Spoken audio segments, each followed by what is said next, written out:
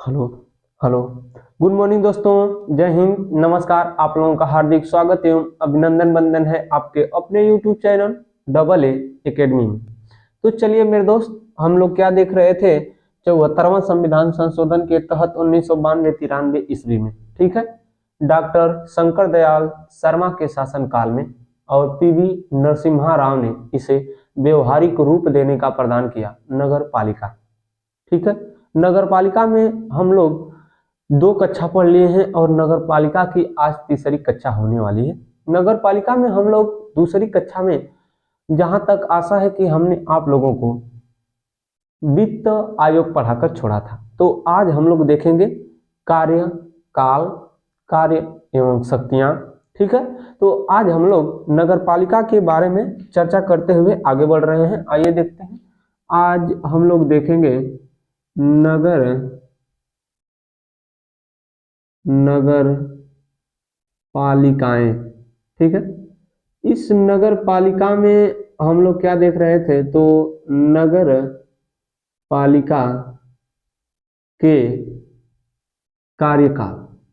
ठीक है, नगर पालिका के कार्यकाल या नगर पालिका का कार्यकाल। देखिए, जो नगर पालिका का कार्यकाल होता है सामान्यतः 5 वर्षों का होता है। नगर पालिका का कार्यकाल सामान्यतः 5 वर्षों का होता है। कितने वर्षों का होता है दोस्त?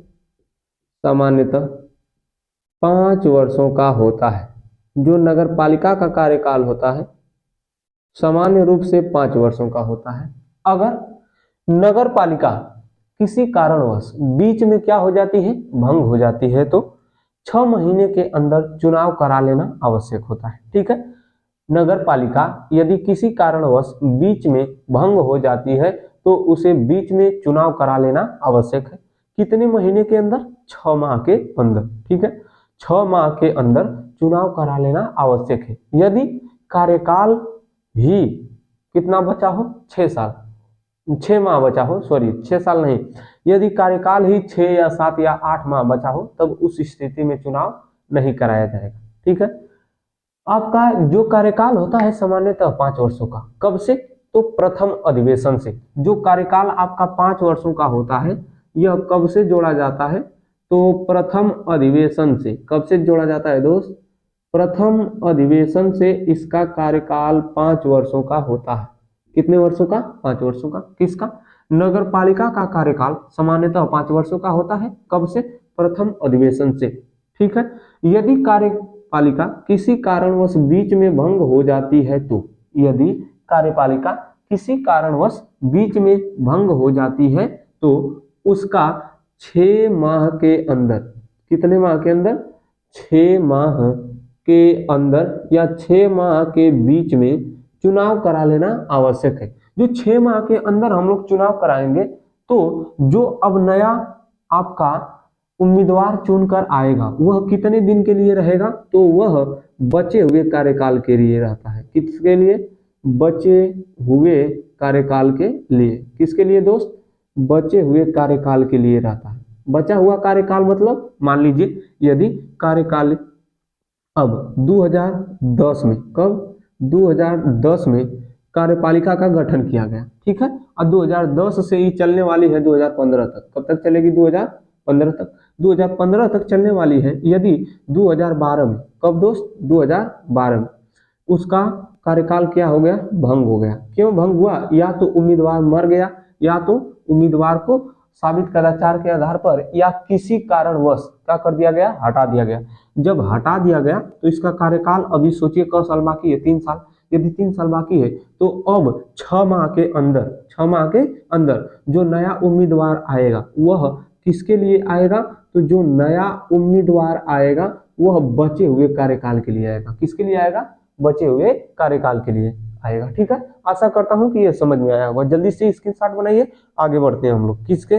तो हम लोग अब क्या देखने वाले हैं? इसके कार्य देखेंगे। नगर पालिका का यह जो हम लोग पढ़े हैं कार्यकाल था। नगर पालिका का यह क्या था? कार्यकाल। अब जो हम लोग पढ़ेंगे नगर पालिका के कार्य पढ़ेंगे। जल्दी करिए। नगर पालिका के, अब हम लोग देखेंगे मेरे दोस्त क्या कार्य, इसके पहले हम लोग देखे हैं कार्यकाल, ठीक है, ये जो पढ़े हैं वह कार्यकाल था। अब हम लोग जो देखेंगे नगर पालिका के कार्य देखेंगे, ठीक है।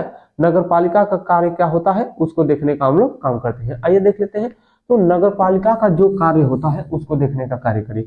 नगर पालिका का कार्य जो आपको मिलने वाला है बहुत ज्यादा नहीं है और बहुत बहुत कुछ ज्यादा भी नहीं है। देखिए नगर पालिका के कार्य, नगर पालिका का कार्य एवं शक्तियां दोनों भी लिख सकते हैं, कार्य एवं शक्तियां।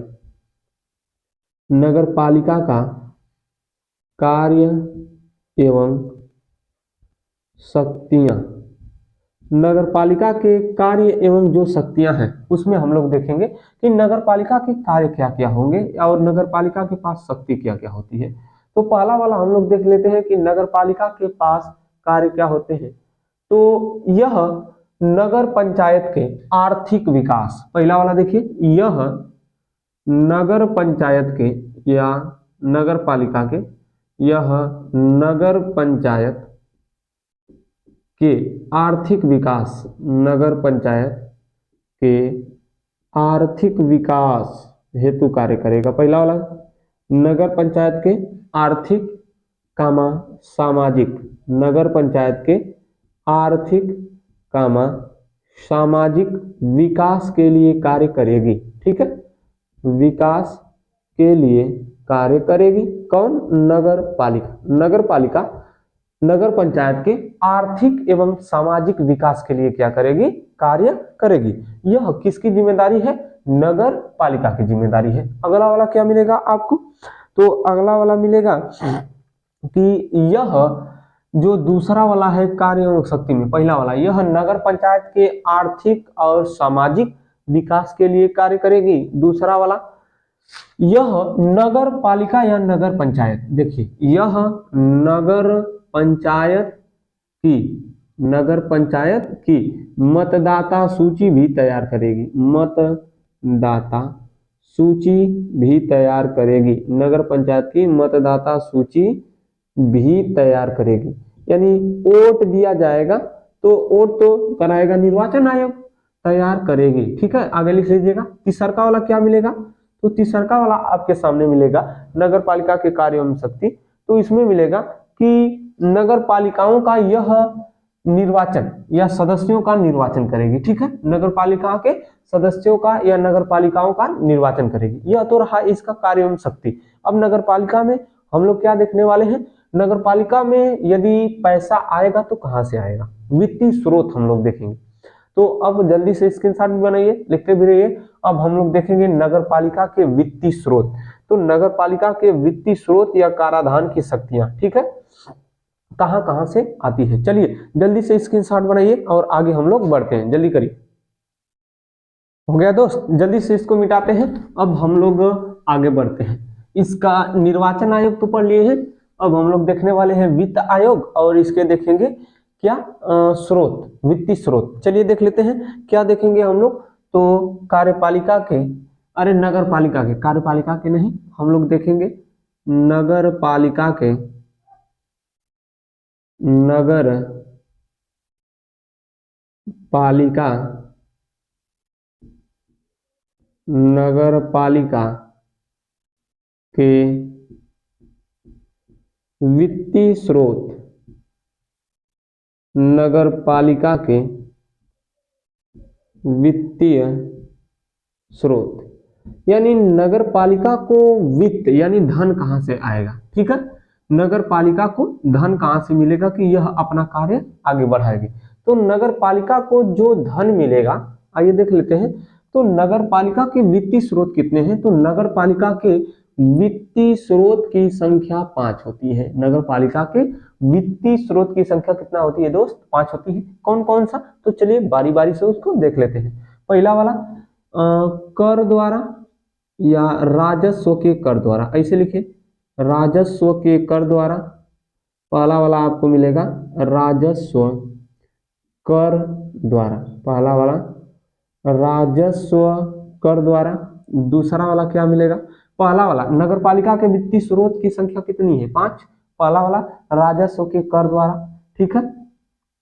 अब दूसरा वाला गैर राजस्व कर द्वारा, गैर राजस्व कर द्वारा, गैर राजस्व कर द्वारा। राजस्व क्या एक कर लगता है, एक गैर राजस्व कर होता है। दूसरा वाला अनुदान द्वारा, अगला वाला अनुदान के द्वारा। और जो अनुदान मिलेगा यह भी नगर पालिका के क्या होगा, नगर पालिका का वित्तीय स्रोत। अनुदान भी अब आपको दो तरह से मिलेगा। कितने तरह से मिल सकता है अनुदान, दो तरह से। अब हमको बताइए जो अनुदान दो तरह से मिलेगा, एक तो केंद्र सरकार देती है तो केंद्र के द्वारा अनुदान मिलेगा, एक क्या मिलेगा, एक अनुदान मिलेगा केंद्र के द्वारा या केंद्र सरकार के अनुदान के द्वारा, तो यह केंद्र सरकार का अनुदान हो जाएगा। तो राज्य सरकार भी इसको देती है, तो राज्य सरकार जो अनुदान देती है उसके द्वारा, राज्य सरकार के अनुदान के द्वारा। ठीक है, अगला वाला देख लीजिए, अनुदान हो गया। इसके बाद यह कर्ज भी लेती है, नगर पालिका कर्ज भी लेती है, तो कर्ज के द्वारा, किसके द्वारा, कर्ज के द्वारा। और जो आपका कर्ज के द्वारा होता है या कर्ज लिया जाता है, इसमें कहां कहां से कर्ज लिया जाता है, तो कर्ज आपको लेने के लिए कई संस्थाएं होती हैं। देख लेते हैं, कर्ज लेने के लिए कई संस्थाएं होती हैं। आइए देखते हैं, पहला वाला तो यह राज्य के द्वारा सीधा कर ले सकता है। कहां से, जिस राज्य में है वह राज्य के द्वारा, किसके द्वारा, राज्य के सरकार, राज्य के सरकार के द्वारा यह सीधा कर ले सकता है, पहला वाला। ठीक है, यदि यह कर्ज ले रहा है तो कहां से लेगा, पहला बात आएगा कि यह राज्य के सरकार के द्वारा सीधा कर ले सकता है या तो वित्तीय संस्थानों के द्वारा, वित्तीय संस्थानों के द्वारा कर ले सकता है। दूसरा वाला कहां से कर्ज लेगा, वित्तीय संस्थानों के द्वारा, किसके द्वारा मेरे दोस्त, वित्तीय संस्थानों के द्वारा, वित्तीय संस्थानों के द्वारा।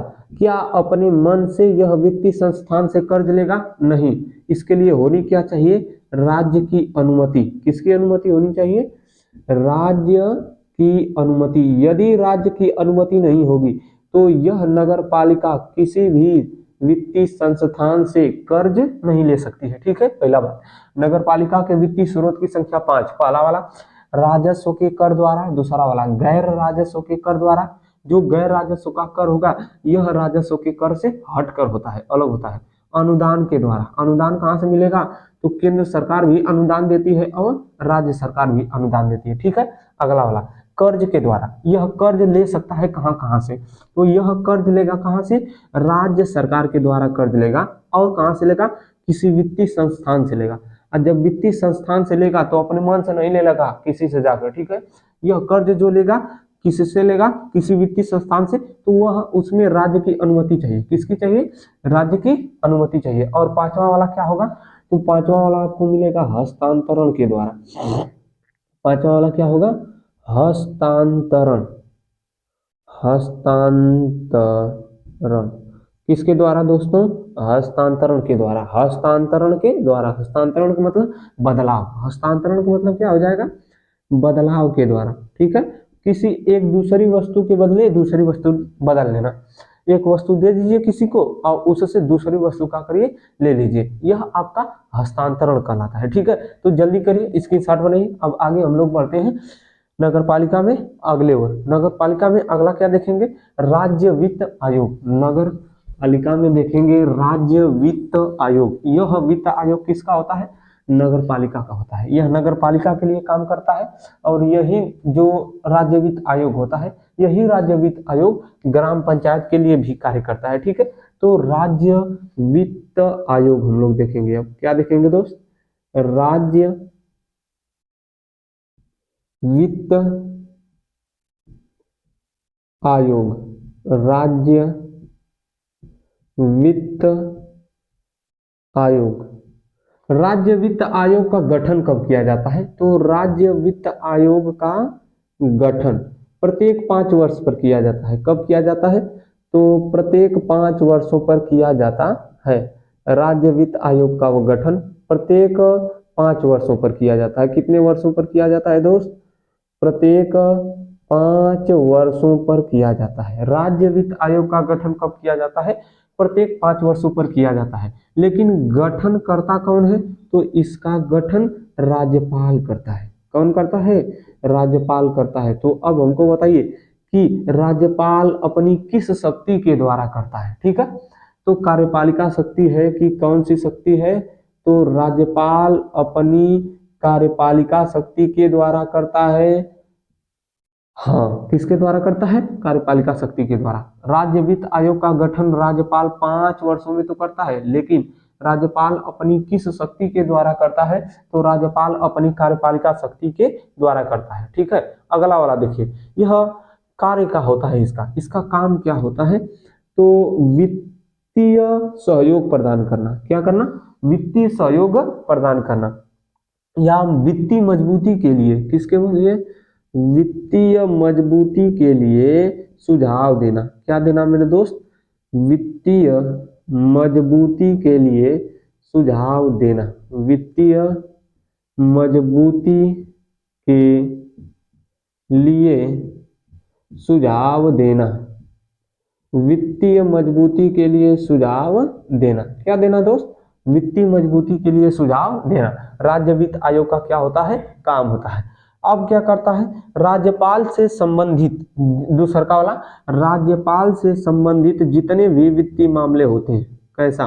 राज्यपाल से संबंधित, राज्यपाल से संबंधित, राज्यपाल से संबंधित वित्तीय मामलों,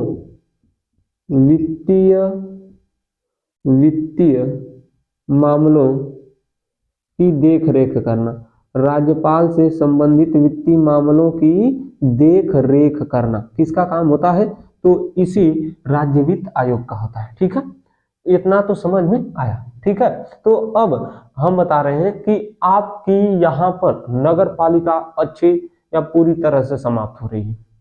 नगर पालिका 73वां संविधान संशोधन, 74वां संविधान संशोधन, नगर पालिका के बाद ग्रामीण, जो आपकी थी ग्रामीण या ग्राम पंचायत, वो भी समाप्त हो रही है। और आज के बाद हम लोग इस कक्षा को समाप्त कर दिए हैं। अब आज के बाद हम लोग अपनी अगली कक्षा करेंगे, और अगली कक्षा में हम लोग अगला टॉपिक लेकर आएंगे। आशा करता हूं दोस्तों कि यह आपकी कक्षा आप लोगों को अच्छी प्रकार से समझ में आई होगी। तो हमको जाने की आज्ञा दीजिए, मिलेंगे अगले एपिसोड में अगले दिन। तब तक के लिए जय हिंद दोस्तों, नमस्कार।